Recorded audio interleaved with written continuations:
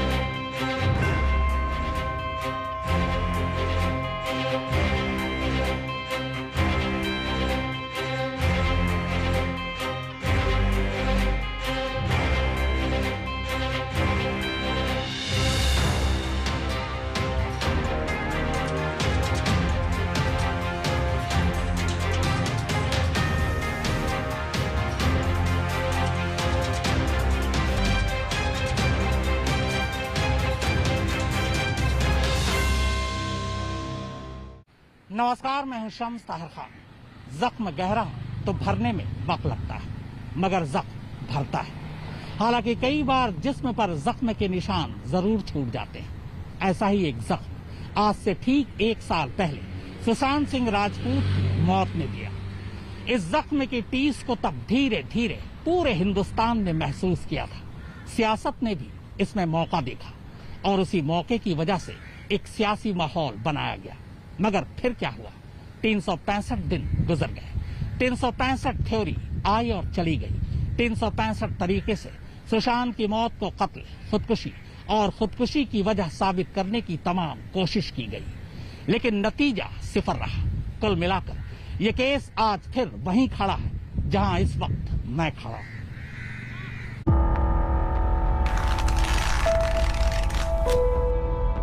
एक साल में 365 दिन होते हैं। इन 365 दिनों में 8,760 घंटे। हर घंटे में 60 मिनट, 60 सेकंड को मिलाकर बनता है 1 मिनट। और एक पल 1 सेकंड से कम वक्त का होता है। कहते हैं एक पल में दुनिया बदल जाती है, बदलती भी है। सुशांत सिंह राजपूत की बदली। एक हंसता खिलखिलाता मुस्कुराता चेहरा एक पल में ही खामोश हो गया। लेकिन अगर कुछ नहीं बदला तो वह है सुशांत सिंह की मौत की जांच का सच। 1 साल यानी 365 दिन पहले ये केस जहां था, आज भी वहीं खड़ा है। हाँ, मगर इस दौरान कई लोगों ने अपनी तकदीरें जरूर बदल ली। कुछ ने इस मामले में चीख चीख कर अपना करियर बना लिया, कुछ ने इसे भुना कर अपनी सियासत चमका ली, कुछ ने सस्ती शोहरत हासिल कर ली। मगर जिसकी मौत की जांच के नाम पर यह सारा खेल खेला जा रहा था, उसकी मौत का सच क्या निकला? इस 1 साल में उस सच का सच सामने क्यों नहीं आ पाया, या उस सच को सामने क्यों नहीं लाया गया? मीठी बोलियां आसमानी रंगों की, मीठी बोलियां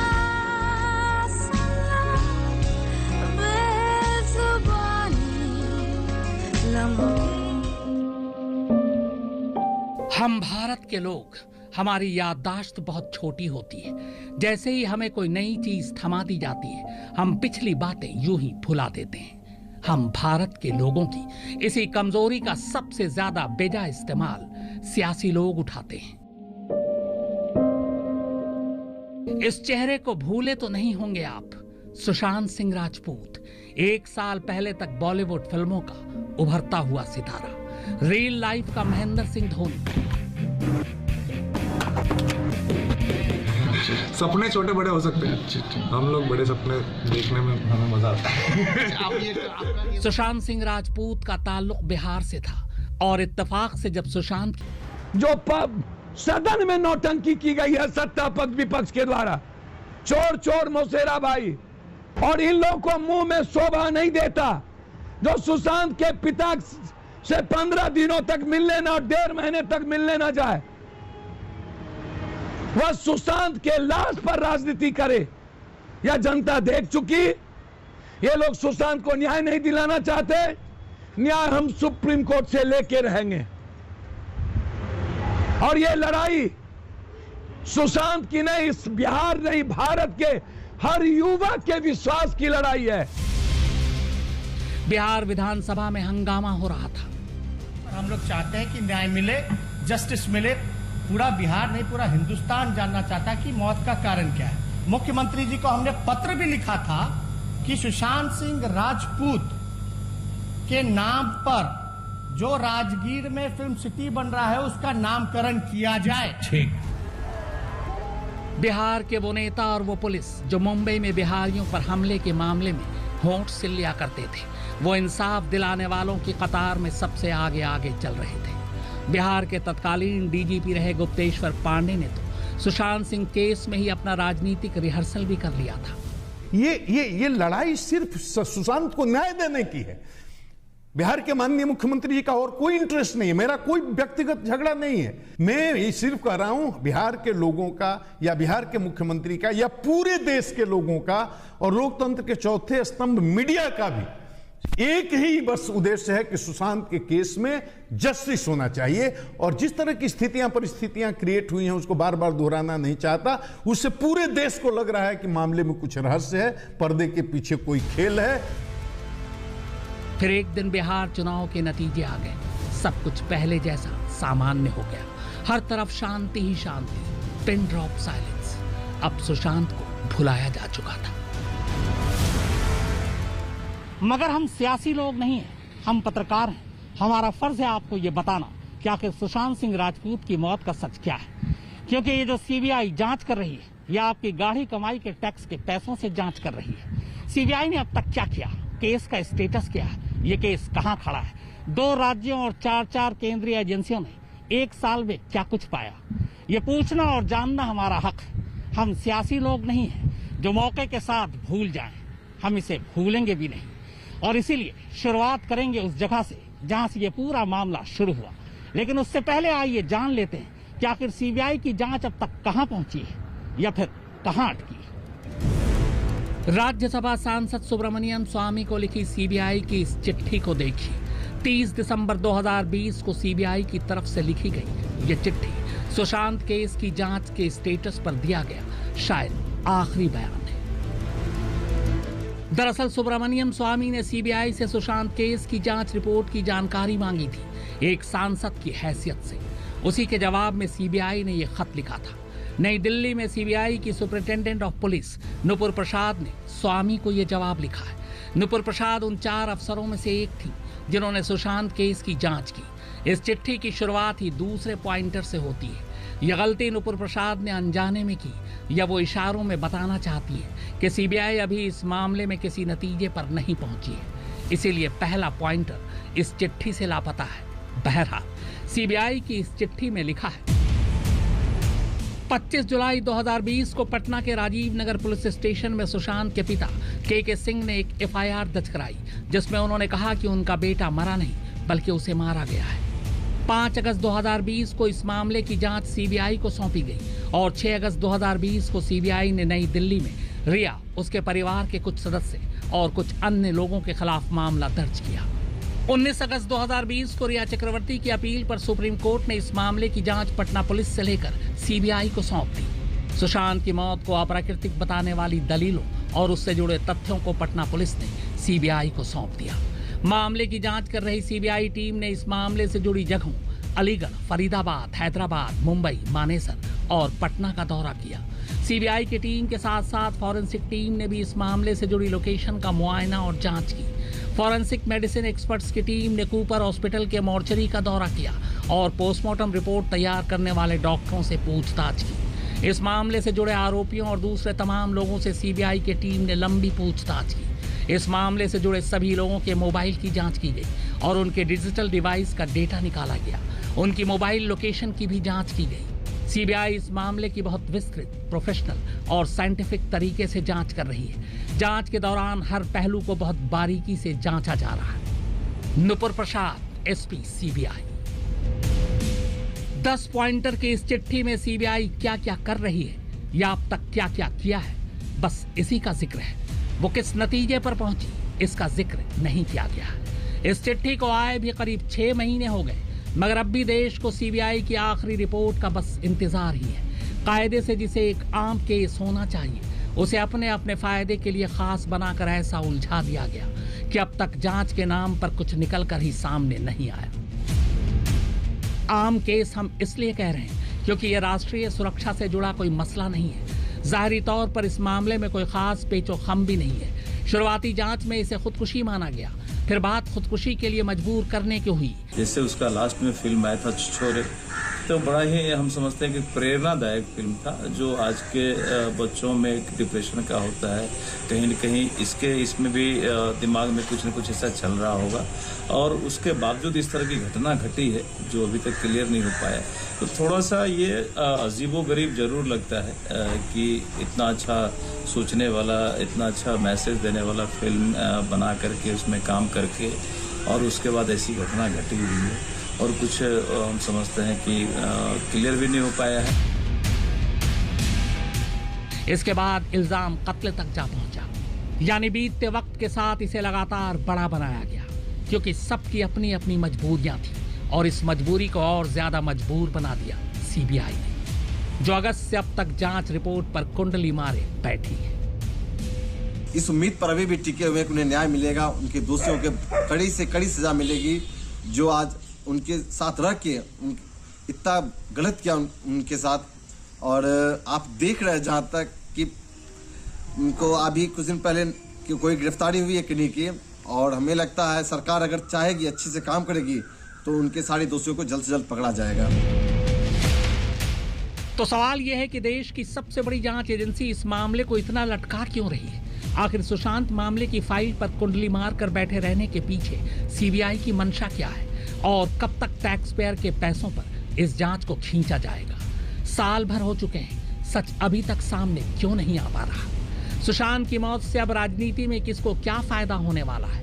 और अगर ये लेट लतीफी राजनीति नहीं है तो खुलासा क्यों नहीं कर रही सीबीआई? सुशांत की मौत अगर कत्ल है तो कातिल को क्यों नहीं पकड़ा जा रहा है? अगर खुदकुशी के लिए मजबूर करने का मामला है तो उसे मजबूर करने वाले को क्यों नहीं पकड़ा जा रहा है? और अगर यह आम खुदकुशी का मामला है तो फिर अदालत में सीबीआई क्लोजर रिपोर्ट क्यों नहीं जमा कर रही है? क्या इस देश की जनता को हक नहीं है सच जानने का? पटना के इन्हीं गलियों से निकलकर सुशांत सिंह राजपूत ने बॉलीवुड में अपना मुकाम बनाया था। सुशांत सिंह ने आत्महत्या जैसा कदम उठाया होगा, इस घटना के 1 साल गुजर जाने के बाद भी परिवार या उसके चाहने वाले इस बात को मानने के लिए तैयार नहीं है। जब सीबीआई जांच हुई थी तब लोगों की आस जगी थी कि अब सुशांत की मौत पर से पर्दा हट जाएगा। अगर ये आत्महत्या है तो इसके पीछे की वजह क्या है, और अगर हत्या है तो इसके पीछे कौन है, सब यही जानना चाहते हैं। लोगों को और खास तौर पर परिवार को सीबीआई पर भरोसा जरूर है, लेकिन जैसे जैसे जांच में देरी होती जा रही है, मायूसी बढ़ती जा रही है। सीबीआई सूत्रों के मुताबिक इस केस की जांच में उसने किसी भी पहलू को नजरअंदाज नहीं किया। सीबीआई ने financial angle, drugs angle, property angle, Disha Salian case, अपने परिवार के साथ सुशांत के रिश्ते, रिया के साथ सुशांत के रिश्ते और झगड़े, साथ ही 13 और 14 जून की रात और सुबह की छोटी से छोटी जानकारियां हासिल की। हर संदिग्ध के मोबाइल डिटेल को खंगाला, सारे हार्ड डिस्क और दूसरे इलेक्ट्रॉनिक एविडेंस की पड़ताल की। फॉरेंसिक टीम की रिपोर्ट पर ओपिनियन ली, तमाम चश्मदीदों और गवाहों को कई बार खंगाला, सुशांत के डॉक्टरों और सुशांत के इलाज से जुड़े दस्तावेजों को परखा, सीन ऑफ क्राइम को कई बार जांचा, उनके फिल्मी करियर के उतार चढ़ाव और नेपोटिज्म की पड़ताल की, और इस सब के बाद कहते हैं सीबीआई ने एक फाइनल रिपोर्ट भी तैयार कर ली थी।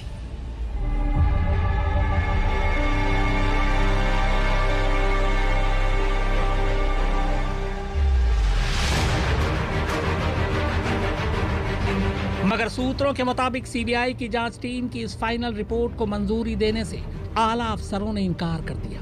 उन्होंने कुछ सवाल उठाते हुए कुछ पहलुओं पर फिर से जांच करने को कहा।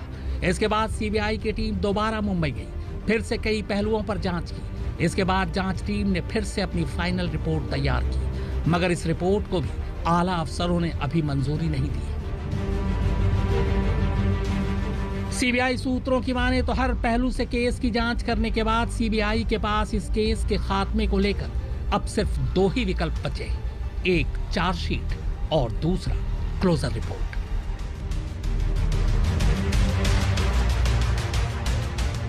चार्जशीट के तहत सीबीआई खुदकुशी के लिए उकसाने की धारा के तहत रिया चक्रवर्ती को घेर सकती है, मगर सीबीआई का इतिहास रहा है कि आज तक अबेटमेंट ऑफ सुसाइड यानी खुदकुशी के उकसाने के मामले में वो एक भी केस अदालत में जीत नहीं पाई है। इस केस में भी उसके लिए सबसे बड़ी मुश्किल यही है कि सुशांत की मौत के लिए सीधे तौर पर रिया चक्रवर्ती को कैसे घेरे, क्योंकि रिया सुशांत की मौत से हफ्ता भर पहले ही घर छोड़कर जा चुकी थी और कॉल डिटेल्स के मुताबिक इसके बाद उसकी सुशांत से कोई बात ही नहीं हुई। ऐसे में सुशांत की मौत के लिए सीधे तौर पर रिया को घेरना मुश्किल होगा।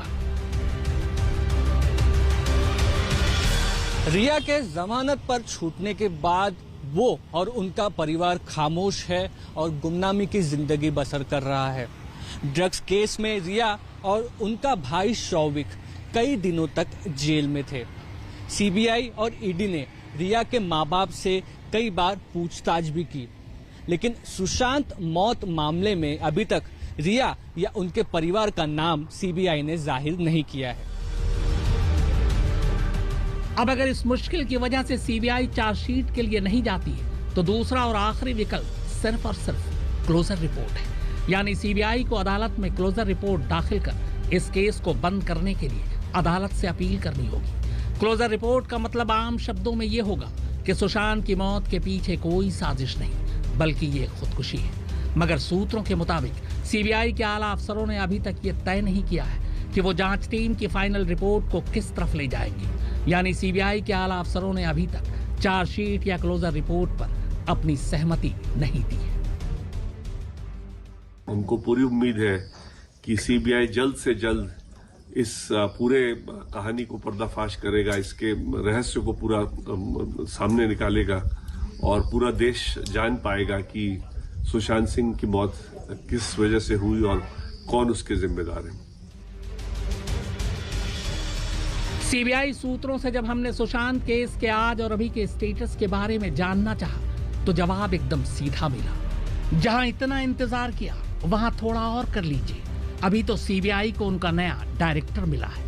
जरा वो भी केस और उसके अपडेट पर नजर डाल लें, फिर सच सामने रख दिया जाएगा। हालांकि सीबीआई सूत्रों की माने तो फिलहाल जून में सुशांत केस का सच सामने आने की उम्मीद कम ही है। तो फिर सच कब तक सामने आएगा? बहुत मुमकिन है अगस्त के बाद आ जाए। सूत्रों के मुताबिक अगस्त से पहले एनसीबी सुशांत मामले में ड्रग्स से जुड़े शायद सारे केस कोर्ट में निपटा दे। 31 अगस्त को एनसीबी के डायरेक्टर राकेश अस्थाना को भी रिटायर होना है। तो गणित फिलहाल ये है कि अब जो भी होगा 31 अगस्त के बाद ही होगा।